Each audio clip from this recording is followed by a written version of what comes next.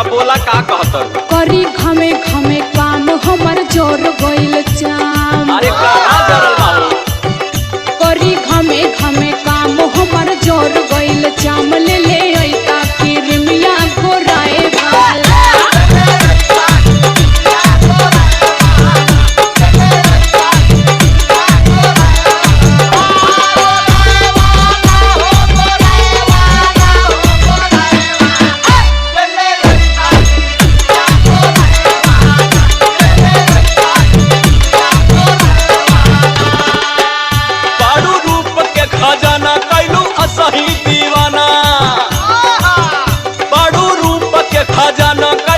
सही दीवाना गोरी और गोरा के हमर जान ले बुका।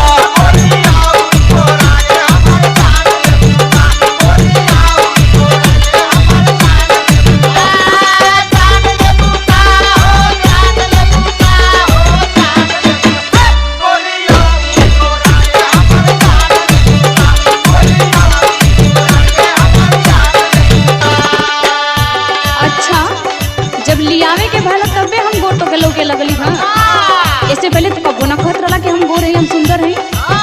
अरे तो ऐसन बटले बाड़ू तो कहे के कौन जरूरत बा।